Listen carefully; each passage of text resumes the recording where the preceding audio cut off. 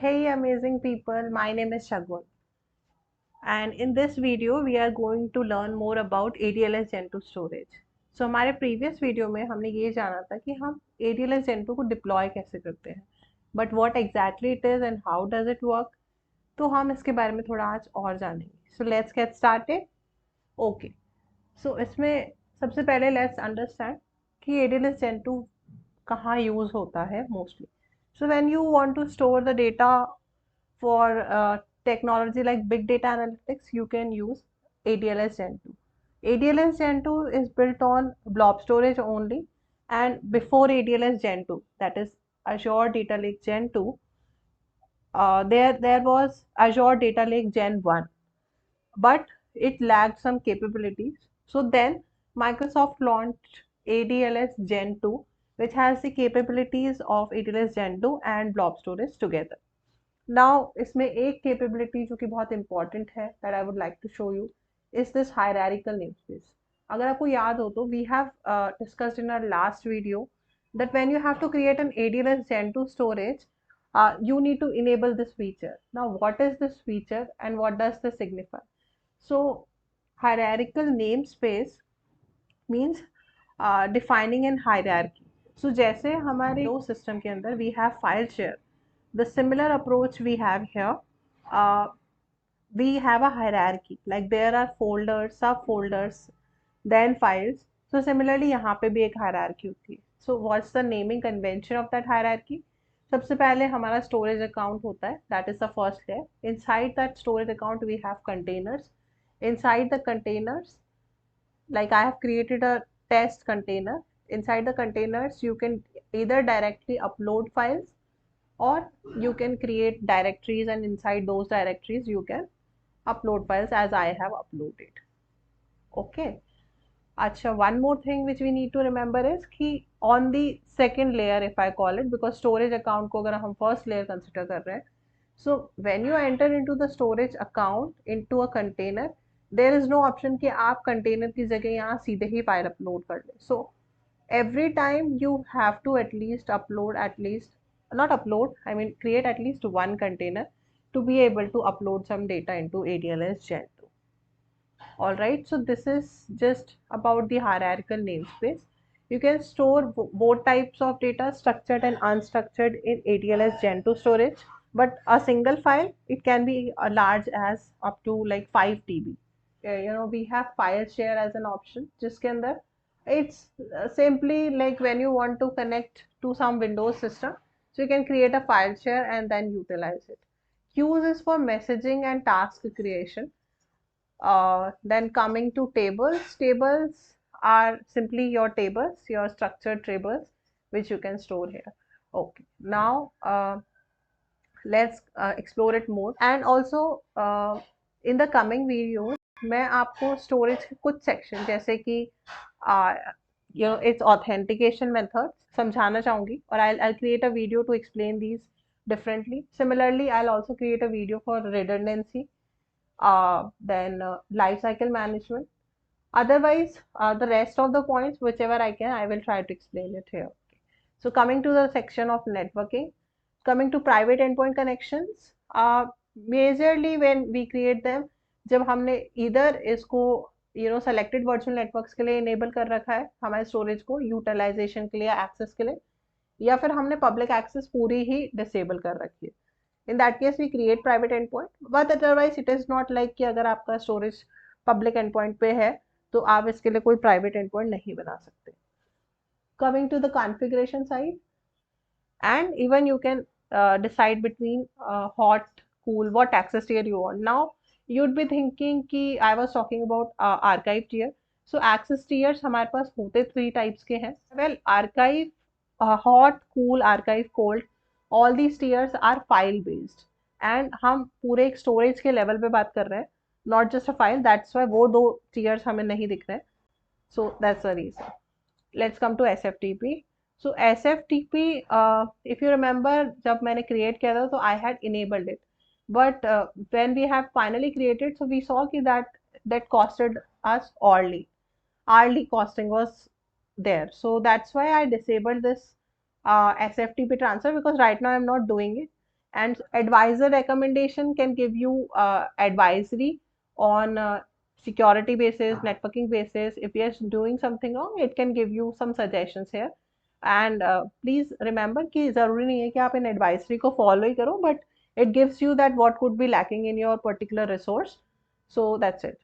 Now endpoints में हाँ आपके पास बेसिकली इसकी प्रॉपर्टीज या फिर इसकी आईडीज वगैरह होती है, जैसे कि हमारे हर रिसोर्स को आइडेंटिफाई करने के लिए हमारे पास एक रिसोर्स आईडी होती है. So this is on the resource level, that is storage account जो हमारा फर्स्ट लेयर है उसकी आईडी. देन मैंने आपसे कहा था कि एक एडीएलएस के अंदर हमारे पास 4 सेक्शंस क्रिएट होते हैं: container, file share, queues, tables. So for every of these you will have a ID again. Okay, like you can see this, this is the blob service link and this is the ID. Okay, so one thing to note here is कि जब हम ADLS में बात करते हैं और उसके अगर हम URL की बात करेंगे, so it would be similar but it will be here dfs.core. DFS denotes or DFS is used basically for ADLS Gen 2. When you're talking about blob, so it replaces the blob. So ये यहाँ कहाँ पे use आता है? When you are trying to access a container or a storage from tools like Power BI, let's say कि आपको कोई file उठाना है और Power BI के अंदर उससे कोई डैशबोर्ड क्रिएट करना है, और you are using SQL data warehouse, वहाँ से आप कनेक्टिविटी एस्टेब्लिश कर रहे हो. So when you have to give the path, so you have to be sure that what you are exactly trying to access. अगर आप पूरा स्टोरेज एक्सेस करने की कोशिश कर रहे हो, so you will mention DFS. But if you are trying to access a particular container only, then in that case it will go with blob. So hope that is understood. Then हमारा file service, again अगर आप file कोई access कर रहे हो तो उसके लिए से ये ब्लॉब की जगह फाइल हो जाता है. Similarly queue, then table, and as I said कि अगर हम डेटा लेक स्टोरेज यानी कि हमारे स्टोरेज अकाउंट के लेवल पे बात कर रहे हैं तो it becomes DFS. Okay, locks का क्या सेक्शन होता है? हमारे को हर रिसोर्स के लिए लॉक्स मिलते हैं. हमारे पास 2 टाइप के लॉक्स होते हैं: read only and delete. So delete locks, delete lock जब हम लगा देते हैं तो if someone comes and by mistake tries to delete the storage, so they won't be able to delete the storage because delete lock लगा हुआ है. Okay, so this helps in preventing accidental deletion of any resource. Then again, read only locks are basically कि आप कोई configuration level change नहीं कर सकते, जैसे कि हमने यहाँ पे देखा था. सो लेट्स से कि अगर आप हॉट से कूल पे जाना चाह रहे हो या कोई भी कॉन्फ़िगरेशन चेंज करना चाह रहे हो, तो अगर आपका रीड ओनली लॉक लगा हुआ है तो you would not be able to do it. Although आप स्टोरेज डिलीट कर पाओगे because there is no delete lock, अगर डिलीट लॉक नहीं है तो. पर अगर रीड ओनली लॉक है तो मतलब आप कोई भी कॉन्फ़िगरेशन लेवल चेंज नहीं कर सकते. Hope that's clear. Coming to monitoring, so this is our insights part where you can see that how much data has been uploaded and what is the utilization and such stuff. Okay, then अगर you want to create some type of alerts कि हमारे पास इससे बड़ा file आता है या कुछ भी इस टाइप का, तो you can set up alert rules and इसके अंदर you can give your mail ID so it can send you email notification जैसे भी आपने उस अलर्ट टूल को डिजाइन किया उसके बेसिस पे. Metrics again, this is another way to see. You can select different metrics like availability, egress, ingress, कितना data आ रहा है, कितनी कैपेसिटी यूज हुई है, etc. की. So you can go over the metrics and check that. So diagnostic settings, अगर आपका कई बार ऐसा होता है कि you're not able to upload something, there can be multiple reasons, but if you're facing issues, you can come here and try to check it, what could be going wrong. Now coming to logs, so logs obviously they capture the logs. You can create a log analytics workspace for it where your logs would be stored कि इसके अंदर क्या data आया, who uploaded it, who deleted it. So such details are stored in the logs. Finally, this is the same kind of section, but this just is a different varying version. Tasks are in preview section. That means they are still in a testing phase for Microsoft, but they are giving it to their customer just to test that how much they like this feature, what are the pros and cons they feel for the feature, and etc. So before any of their services or their feature comes into actual deployment or utilization, they always keep it in preview. Okay, so आप यहाँ पे different task add कर सकते हैं.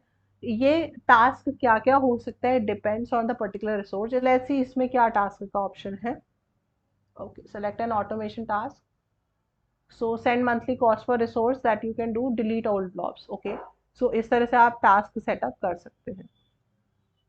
Export template, template export करना मतलब कि इस स्टोरेज का क्या कॉन्फ़िगरेशन है, everything if you want to export in a template, because you know I have told you that when I created this ADLS Gen 2 I used portal only, but that's not the only way. आप scripting के through भी कर सकते हो, आप ARM templates use ले सकते हो। So in that case you can have a template created and you can utilize that template, or you can create your own template also. So the template looks like something like this and you can utilize it. Okay, now resource health. So again, अगर हमारा resource बहुत सारे parameters पे जज होता है, तो अगर रिसोर्स की हेल्थ अच्छा नहीं है, सो या फिर कुछ भी उसमें प्रॉब्लम है, what ever it is, so it will show you here. Then there is this connectivity check which ensures ki you have the services enabled.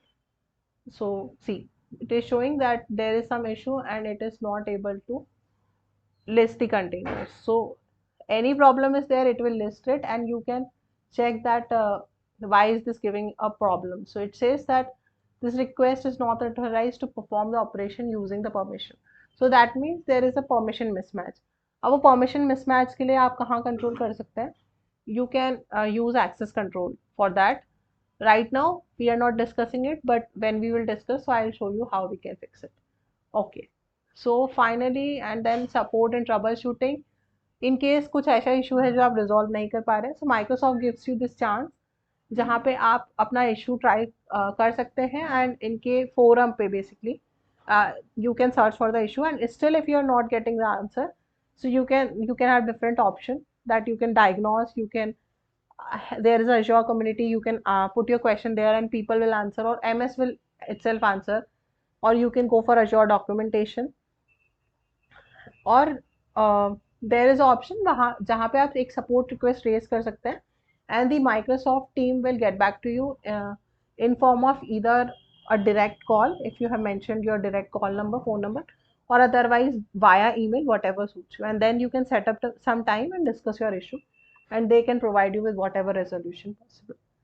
So that's it for this video today. I hope you like it. Thank you so much for watching. Bye bye.